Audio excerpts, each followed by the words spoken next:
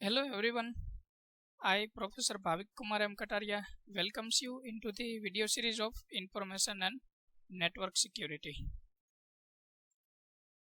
We are discussing unit number 8 uh, regarding to the key management and distribution. So till today we have discussed basically three topics. First one was symmetric key distribution using symmetric encryption, symmetric key distribution using asymmetric key encryption, and the distribution of public keys. And today we are going to discuss X.509 certificates and public key infrastructure. So let's see a few highlight about the whatever we have discussed till today. So that is basically key management and distribution. In that section, first we will know about the key distribution, and basically it is with the symmetric encryption and asymmetric encryption. So it is about the symmetric key distribution using symmetric key encryption. That is first part, and in that case secret key will use. Another thing, that is symmetric key distribution using asymmetric key asymmetric encryption. That is second part, and public key and private key will use there. Basically there is two type.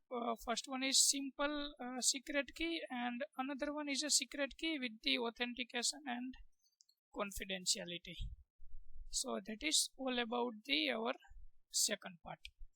Third part, that is the public key distribution,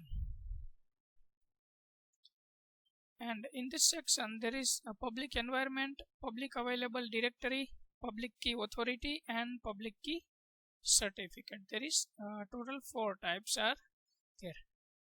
So that we have discussed about the key management issues. Issues are available into the key management and solution of that issues with the key distribution center. So key distribution center is providing the solution of issues for the generating a number of greater number of keys. Get it? So as we have discussed there, if suppose there is n device in network, so there is need to generate n into n minus 1 by 2 keys. So that is going to be solved out by the key distribution center. First part was a symmetric key distribution using symmetric encryption, and second one was the symmetric key distribution using asymmetric encryption. There was basically two things: simple secret key distribution, and another thing, secret key distribution with the confidentiality and authentication, and third one was the public key distribution. So that is the key highlights whatever we have discussed till today. We have also discussed the key management, how key distribution center is working in automatic key distribution for connection oriented protocol. So let's start remaining topic today. Two topics are there: X.509 certificates and public key infrastructure, which is infrastructure for supporting the X.509 certificates. So let's see first what is the X.509 certificate before discussing the need of X.509 certificate. So it is ITUT recommendation. X.509 is a part of the X.500 series. There is basically X.500 series are there, which is produced by the ITUT, and ITUT recommended X.509 in terms of series of X.500. Get it? So it is defined. It is going to be defined the directory service. It is defining the directory service. So what is the usefulness? So actually directory is an effect like a server is distributed a set of servers that maintain a database of information about users. Get it? How many number of users are there, which number of users are there. So that is all about storing the information regarding to the user. Get it? So that type of information is going to be stored into the directory. Then information includes a mapping from username to address, as well as other attributes and information about the users. Like somewhere, as per we have discussed in computer network, there is a mapping of address to name and name to address. So right now this directory is also going to be stored the information regarding to the mapping from username to address, as well as other attributes are used for this process, and information about the users. Get it?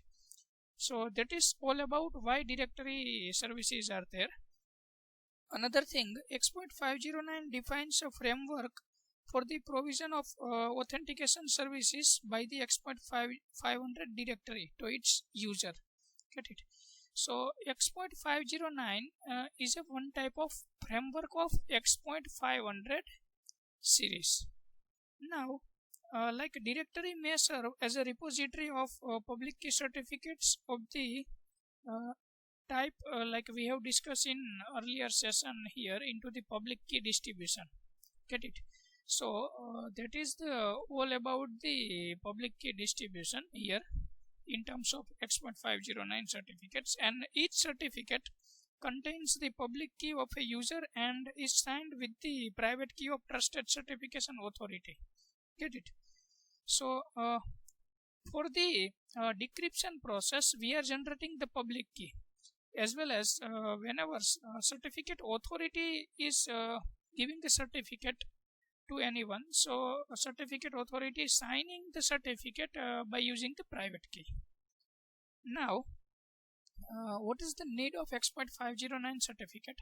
So basically we are getting the authentication and digital signature by using the Exploit 509 certificate, and Exploit 509 certificate is working with the help of public key infrastructure. That is the next topic we are going to discuss. And by using the Exploit 509 certificate, we can get the identification of secure connection, as well as we can follow the standard format which is available at an international level. So whenever we are communicating with the any country, so this thing is going to be helpful. So that is the actual need of Exploit 509 certificates. Now let's see what is the format of Exploit 509 certificates and how Exploit 509 certificates are working. So as per our earlier discussion, suppose there is a two party which is going to be communicate with each other, like Bhavik and Dhruvi. Bhavik is a sender and Dhruvi is a receiver. So first there is a sender ID information. It means Bhavik's ID information will require. And another thing that is the sender's public key. It means Bhavik's public key will require, because whenever Dhruvi will decrypt the certificate, so Dhruvi will use the public key of Bhavik. Now another thing, that is the certificate authority information. It means who is going to be issue the certificate to the Bhavik. Get it? Bhavik is using one certificate, but it is important to from where Bhavik is getting the certificate. So how basically it is working, here we will use the hash code on digital certificate.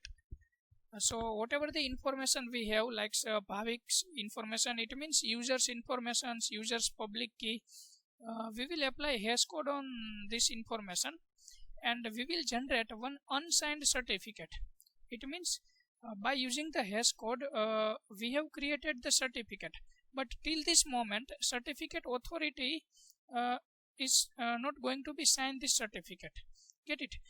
Whenever certificate authority will sign the certificates, then and then we can use the certificate.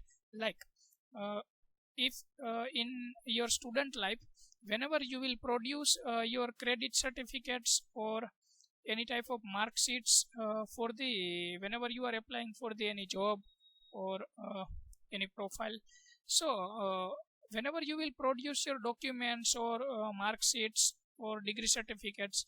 So there is authentication is required, like whom is going to be produced this certificate, like this certificate is from the which institute or which university. Get it? So after generating the certificate, certificate authority will sign that particular certificate, and whenever certificate authority will sign the certificate, at that time certificate authority will use private key. Get it? Same thing, whenever this certificate is forwarded towards the destination side, it means receiver's party. So whenever Dhruvi will receive the certificate, so at that time Dhruvi will decrypt the certificate by using certificate authority's public key. Why? Because certificate authority signed that certificate by using the private key. Same thing, whenever Bhavik Bhavik will use the public key during the certificate, so there is need to produce private key to Dhruvi. So whenever Dhruvi will verify the hash values and signatures and again applying the hash code, so at that time Dhruvi will use the private key of Bhavik. Get it? So by comparing these two outcomes, suppose both information will remain same, it means that is particularly that is certified by the authority, and it will verify the authority of the senders. So that is how X.509 certificates are working. Now that is all about the version format. So basically there are three versions of X.509 certificate, version 1, version 2 and version 3. Get it? So let's discuss the fields, whatever you are looking here. So first thing, that is the version. Get it?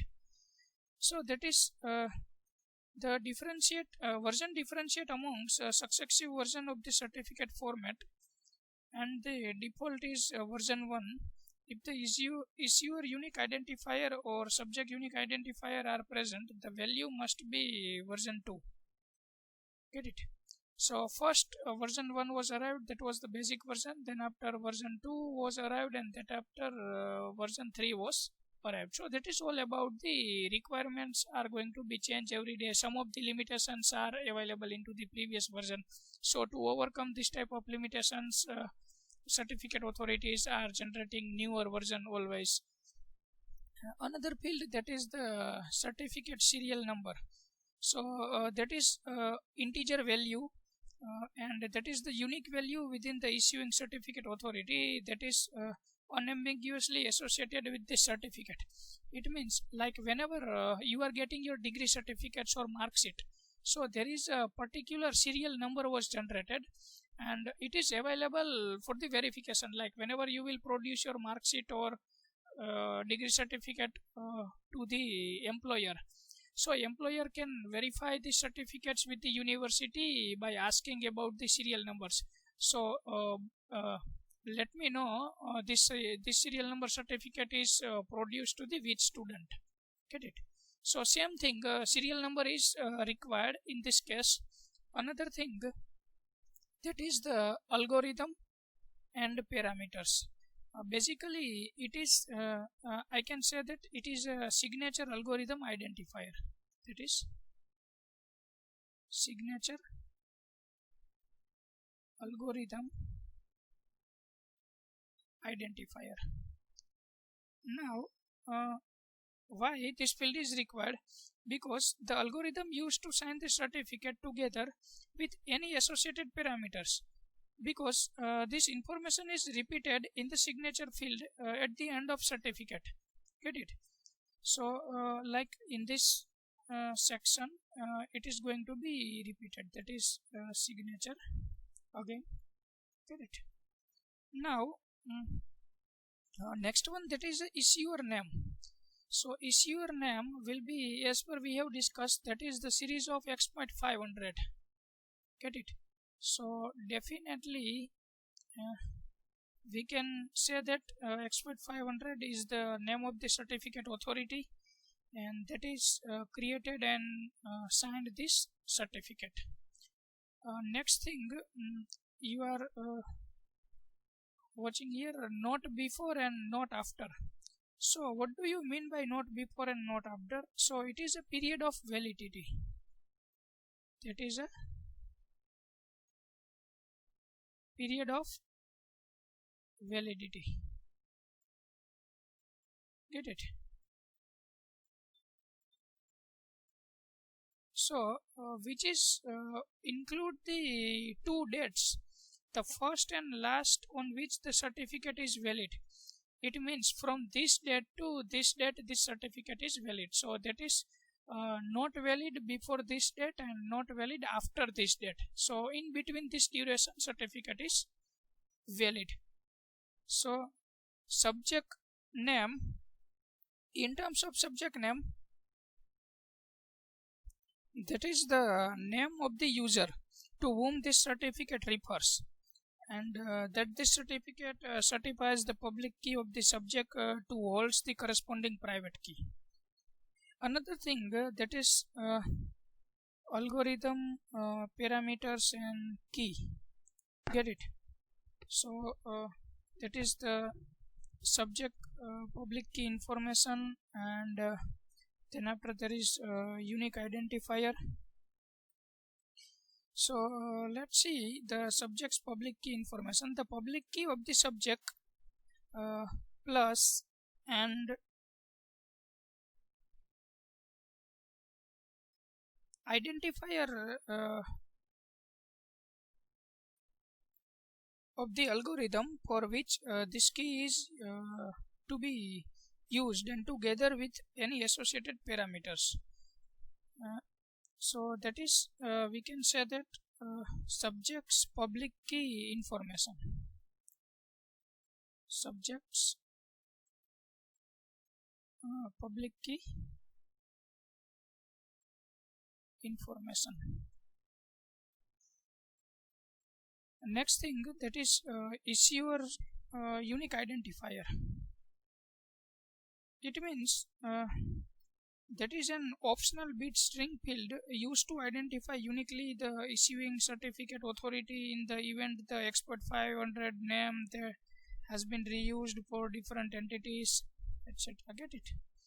So then after subject unique identifier, this field is representing an optional bit string, again field used to identify uniquely the subject in the event of the expert 500 name has been reused for different entities. And next thing, that is extensions. So that is whatever the extensions are added into the new versions, like up to this field, that is a version number 2, and after the version 2 there is extended version number 3. So what thing is extended? So that is first, that is a key and policy information. Key and policy information. So which are the fields of key and policy information? So there is authority key identifier, subject key identifier, key usage, private key usage period, certificate policies and policy mapping. So these are the various fields included into the key and policy in version 3, like here whatever field we have discussed here. Another thing, that is the certificate subject and issuer attributes. That is certificate subject and issuer attributes. Issuer attributes. So in this second section, what are the fields are there? So there is subject alternative name, issuer alternative name, and subject directory attributes. And third portion is, that is the certification path constraints. Certification path constraints. So in this section there is a basic constraints, name constraints and policy constraints. 3 types of constraints are there. So these are the various types of fields included in version 3. Get it? And another thing, that is the revocation list. Now first understand the fundamental, what is the need of revocation. Like suppose generally we are using the mopeds or any type of cars for the transportation of our personal use. So we are using the PUC, that is pollution under control. So PUC certificates are valid for particular dates. So like PUC is available for the 6 months, and we are getting the new PUC certificates after 6 months. Get it? So that is the revocation. Same thing is here. After the completion of validity of certificate, there is need to generate a revocation of that particular certificate. Same thing, like whenever we are selling our vehicle to someone else, or we are purchasing second-hand vehicle from someone else, so there is the all the certificates are for that owner's name. So there is now owner is going to be changed, so there is need to change the all of the details. Same thing is here in terms of X.509 certificates. Whenever party is going to be changed, so there is the updations are required into the names, and like whenever certificates are expired, so updations are required into the dates. Some new parameters are included into the newer version, so again this details is need to required to add into the new certificate. So that's why revocation is here. Now next topic is a public key infrastructure. Now let's see why public key infrastructure stands. So that is the set of hardware, software, people, policies and procedures needed to create, manage, store, distribute and revoke digital certificates based on symmetric cryptography. We have already discussed how to work with the symmetric cryptography and asymmetric cryptography. So principal objective for developing the public key infrastructure, that is to enable the secure and convenient and efficient public keys. Get it? For the Internet Engineering Task Force and the Public Key Infrastructure Expert 509 working group has been the driving force behind setting up the formal model based on Expert 509, and that is suitable for developing a certificate based architecture on the internet.